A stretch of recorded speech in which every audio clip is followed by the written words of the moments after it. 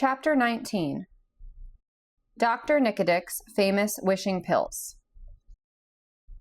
The Tin Woodman was usually a peaceful man, but when occasion required, he could fight as fiercely as a Roman gladiator. So, when the jackdaws nearly knocked him down in their rush of wings and their sharp beaks and claws threatened to damage his brilliant plating, the woodman picked up his axe and made it whirl swiftly around his head. But although many were beaten off in this way, the birds were so numerous and so brave that they continued the attack as furiously as before. Some of them pecked at the eyes of the gump, which hung over the nest in a helpless condition. But the gump's eyes were of glass and could not be injured. Others of the jackdaws rushed at the sawhorse, but that animal, being still upon his back, kicked out so viciously with his wooden legs that he beat off as many assailants as did the woodman's axe. Finding themselves thus opposed, the birds fell upon the scarecrow's straw, which lay at the center of the nest, covering Tip and the wogglebug and Jack's pumpkinhead, and began tearing it away and flying off with it, only to let it drop, straw by straw, into the great gulf beneath.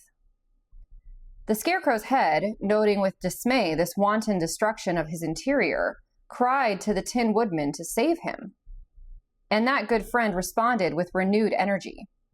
His axe fairly flashed among the jackdaws, and fortunately the gump began wildly waving the two wings remaining on the left side of its body. The flutter of these great wings filled the jackdaws with terror, and when the gump, by its exertions, freed itself from the peg of rock on which it hung, and sank flopping into the nest, the alarm of the birds knew no bounds, and they fled screaming over the mountains. When the last foe had disappeared, Tip crawled from under the sofas and assisted the wogglebug to follow him.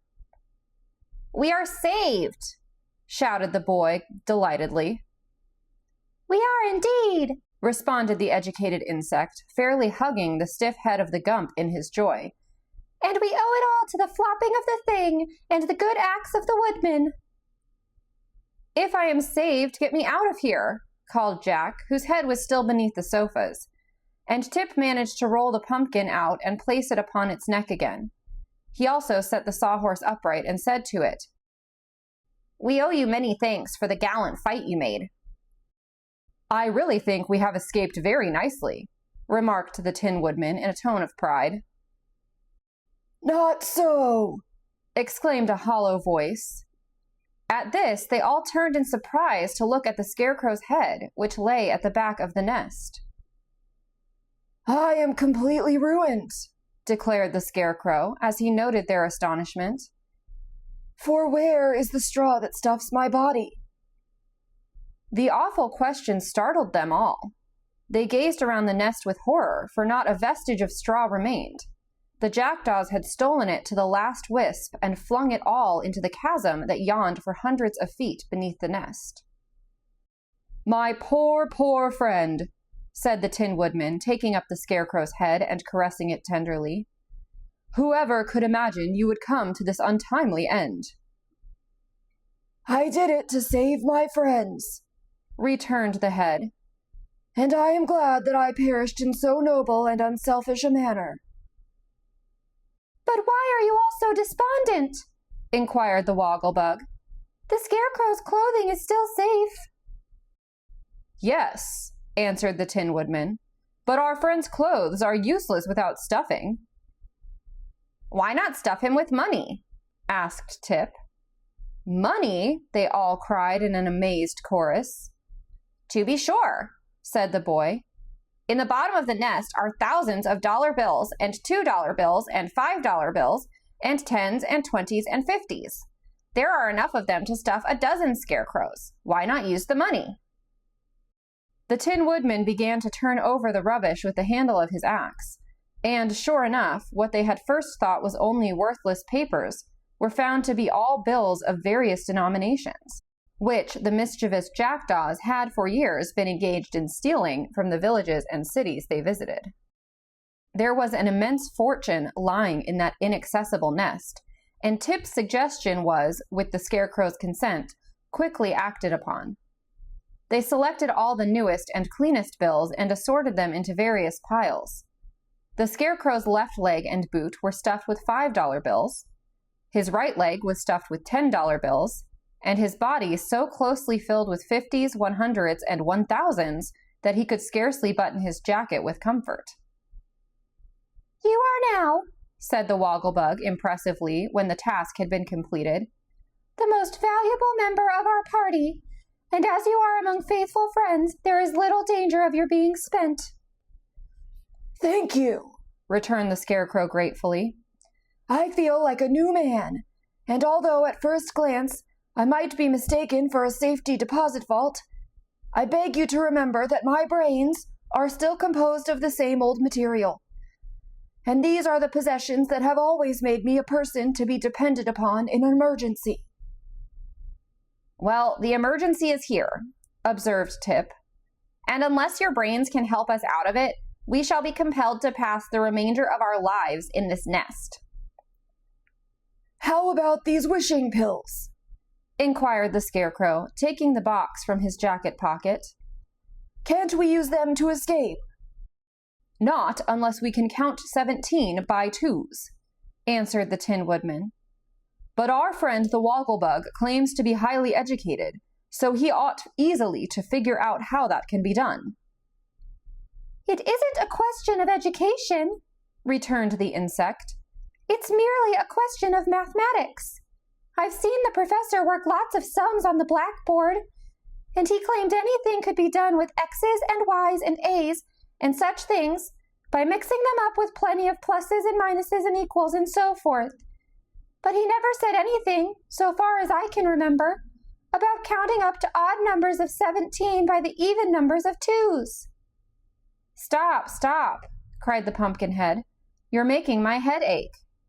"And mine," added the Scarecrow. "Your mathematics seem to me very like a bottle of mixed pickles. The more you fish for what you want, the less chance you have of getting it. I am certain that if the thing can be accomplished at all, it is in a very simple manner." "Yes," said Tip. "Old Mombi couldn't use X's and minuses, for she never went to school." "Why not start it counting at a half of 1? asked the Sawhorse abruptly. "Then anyone can count up to 17 by twos very easily." They looked at each other in surprise, for the Sawhorse was considered the most stupid of the entire party. "You make me quite ashamed of myself," said the Scarecrow, bowing low to the Sawhorse.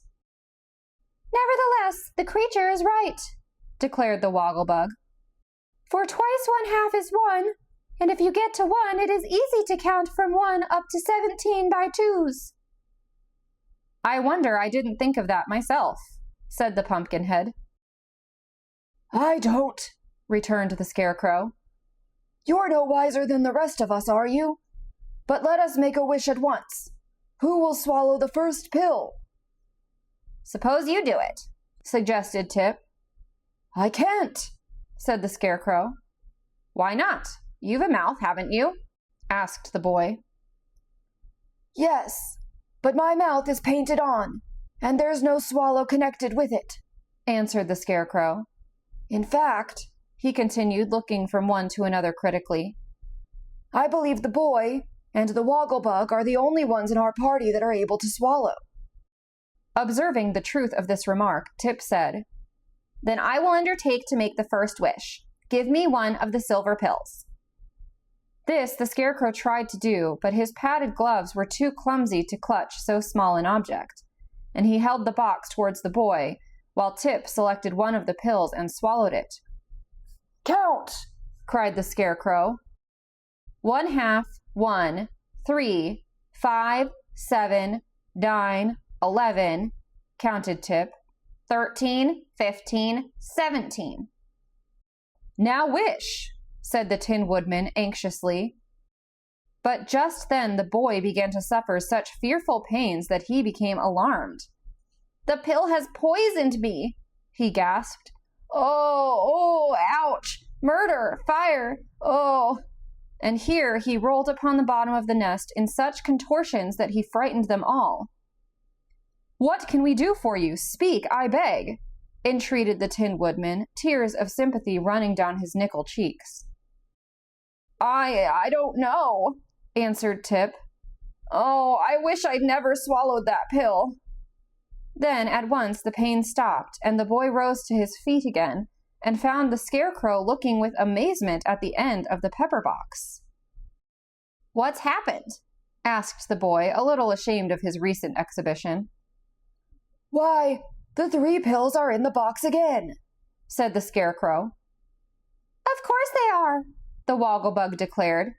Didn't Tip wish that he'd never swallowed one of them? Well, the wish came true, and he didn't swallow one of them, so of course they are all 3 in the box. That may be, but the pill gave me a dreadful pain just the same, said the boy. Impossible, declared the Wogglebug. If you have never swallowed it, the pill cannot have given you a pain. And as your wish, being granted, proves you did not swallow the pill, it is also plain that you suffered no pain. Then it was a splendid imitation of pain, retorted Tip angrily. Suppose you try the next pill yourself. We've wasted one wish already. Oh, no, we haven't, protested the Scarecrow. Here are still 3 pills in the box, and each pill is good for a wish. Now you're making my head ache, said Tip. I can't understand the thing at all, but I won't take another pill, I promise you. And with this remark, he retired sulkily to the back of the nest.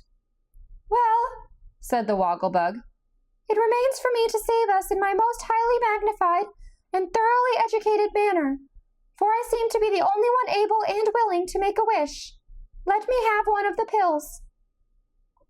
He swallowed it without hesitation, and they all stood admiring his courage while the insect counted 17 by 2s in the same way that Tip had done. And for some reason, perhaps because Wogglebugs have stronger stomachs than boys, the silver pellet caused it no pain whatever. I wish the Gump's broken wings mended and as good as new, said the Wogglebug in a slow, impressive voice. All turned to look at the thing, and so quickly had the wish been granted that the Gump lay before them in perfect repair, and as well able to fly through the air as when it had first been brought to life on the roof of the palace.